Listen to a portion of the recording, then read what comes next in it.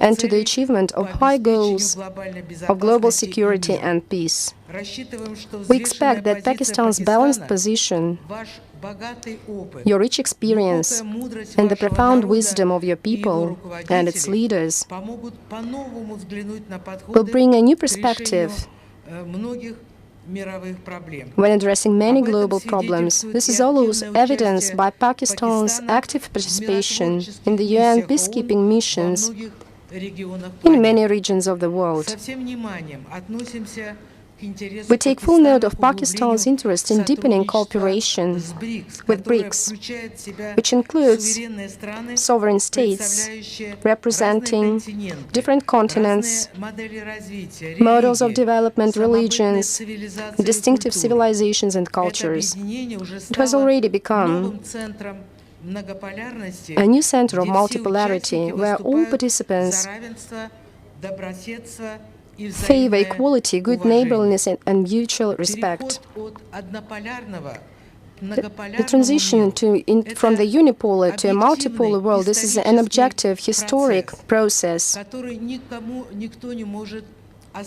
which no one can stop, including those who are trying to preserve the dominance and to preserve their hegemony. I know that the Senate of Pakistan fully shares these values and seeks their assertion on the international arena. In this regard, we also stand for more intensive interaction between legislators at multilateral fora, including the Interparliamentary Union and the Asian Parliamentary Assembly and other formats. We see a great potential in enhanced cooperation in the formats of parliamentary friendship groups, as well as through specialized committees of the upper houses of our parliaments. Today, with our colleague, with the chairman of the Senate of the National Assembly of Pakistan, signed memorandum on mutual understanding, which laid a legal framework for our parliamentarian interaction and will make our cooperation more systemic. There is another important area in our work, and we are counting very much on the two parliaments' joint work. I mean improving the legal framework for our cooperation. So in this regard, the important work of MPs is difficult to overestimate. Much remains to be done here, including for the progressive development of trade and economic ties. Their diversification, they are based on a solid and time-tested foundation. The Soviet Union, as you know, helped Pakistan to develop its oil and gas industry, build major energy facilities, and supplied agricultural machinery. In the 1970s and 1980s, the USSR assisted in building the Karachi metallurgical plant. At that time, it became some sort of a symbol of our friendship. Today we have to modernize this factory, or a new factory plan has to be done. Our specialists are ready to cooperate and to interact with Pakistani authorities. We're waiting for proposals, of course, in case you are interested. These cooperation traditions are now being again relevant for us. In the last year, Russian-Pakistani turnover has grown by more than 50%. And for the first time, it exceeded $1 billion. In January-August, it grew by another 13%. This good dynamics should be supported in every possible way. And to do that, we have a great mutual yet unrealized potential. There are many promising areas for the development of our economic cooperation. I would like to highlight such areas as energy, the agro-industrial complex, among others. Those are areas which were discussed during the meeting of our presidents, our heads of states in Ashgabat. And now we should add some substance to these negotiations. Last year, the first shipment of Russian crude oil arrived at the port of Karachi, and already for the full year, its share in Russian exports to Pakistan exceeded 20%. And let me say it again, in case you are interested, we are ready to scale up the supplies of carbohydrates, hydrocarbons.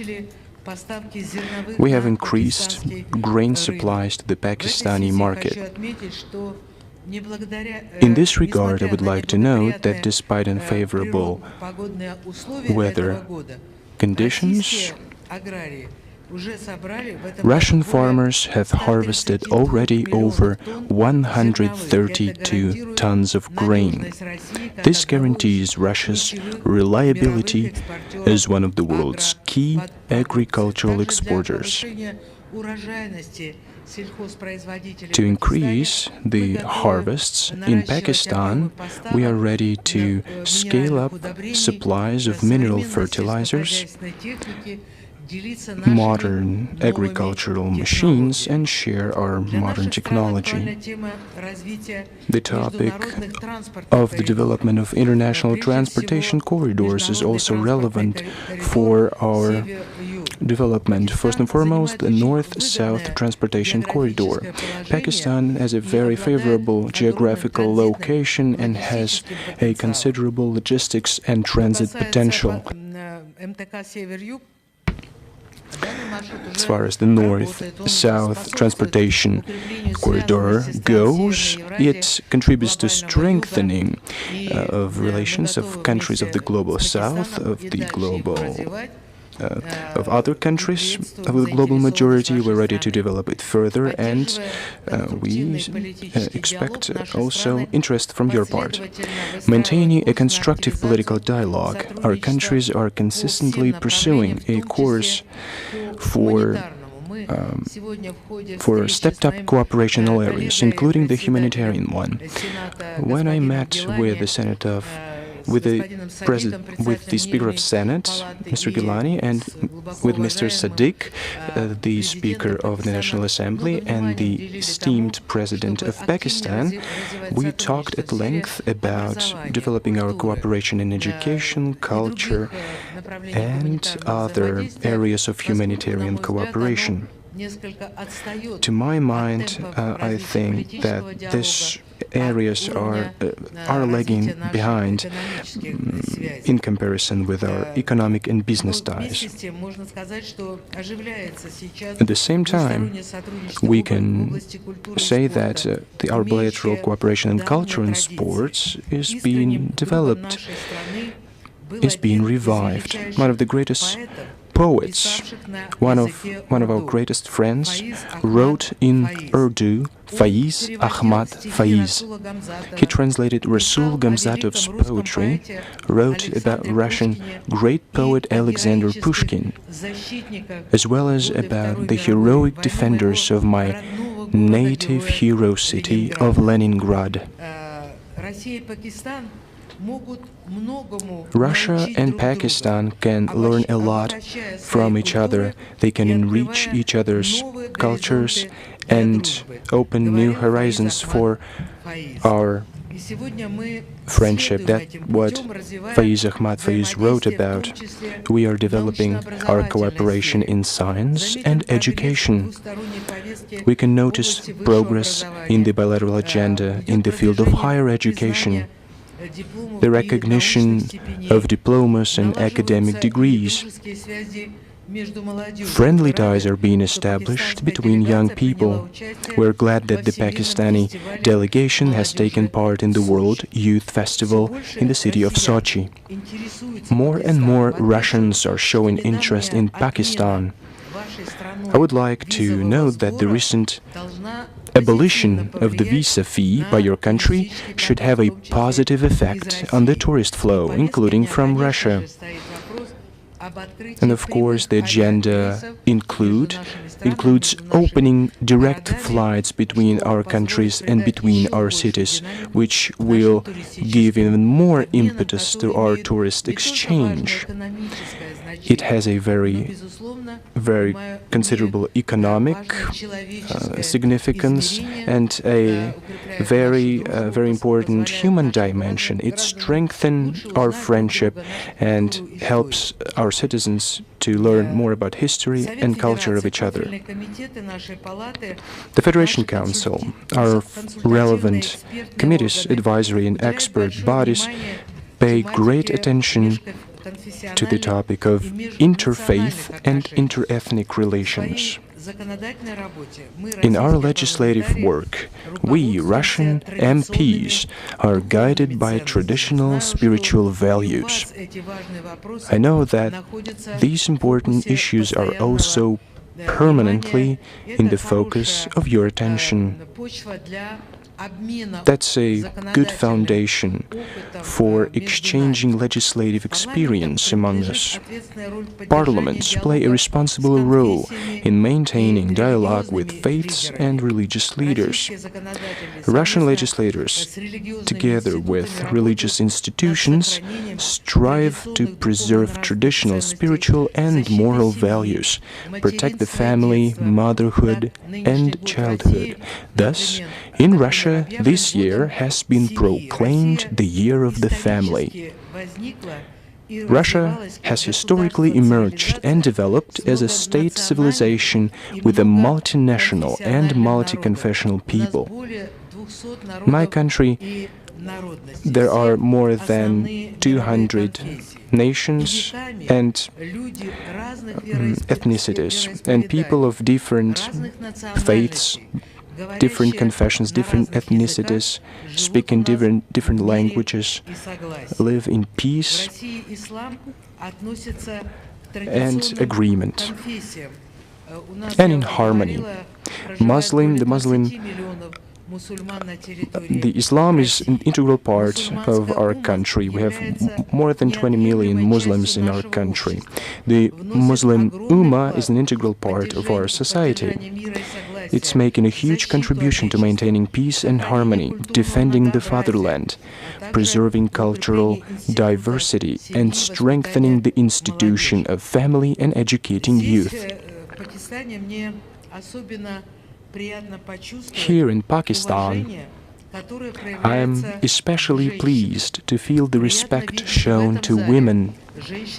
It is nice to see female senators in this room.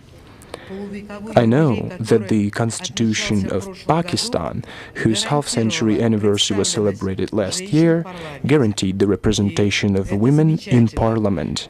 And this is very important, this is great. The number of places for women is steadily growing. Today they are significantly represented in both federal and provincial assemblies. It is important that a huge number of Pakistani women have broad access to education, politics, and social activities. Historically, as elsewhere, it was not easy. A striking example is the fate of the first female Prime Minister of Pakistan and the Muslim world, Benazir Bhutto.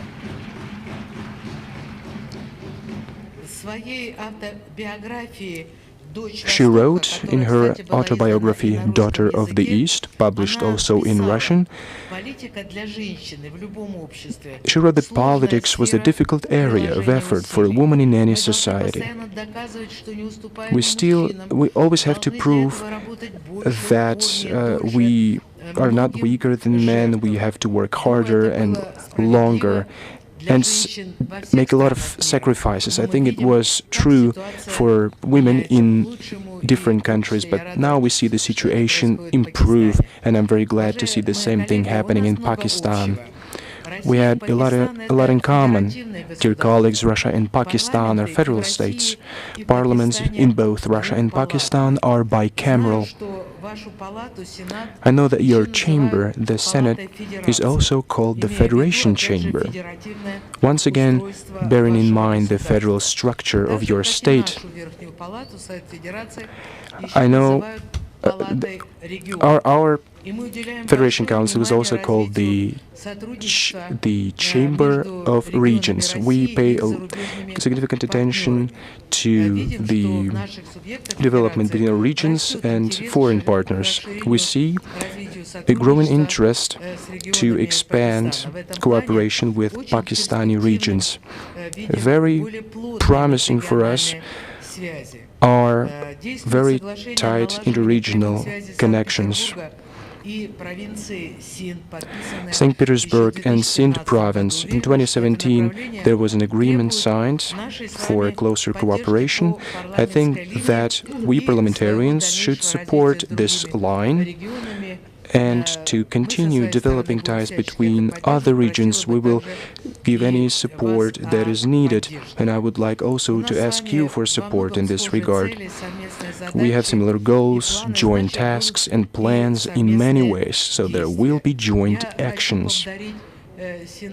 I would like to thank the Senate, the National Assembly of Pakistan, all the senators. And I would like to address Mr. Gilani, His Excellency, the Speaker of the Senate. I would like to thank you for contributing greatly in strengthening and developing of bilateral ties between our countries. These relations work on a mutually beneficial and mutually respectful footing. There is no minor or major partner. We respect sovereignty, traditions and culture of Pakistan and history, and we feel the same coming from the Pakistani side. We fully count on further work to develop cooperation between Russia and Pakistan for the benefit of our countries and peoples. Our meeting started with the national anthem of Pakistan. The national anthem starts with words. Starts with the following words: "Be blessed, sacred land of Pakistan." I would wish every family and every person wealth, happiness, and health.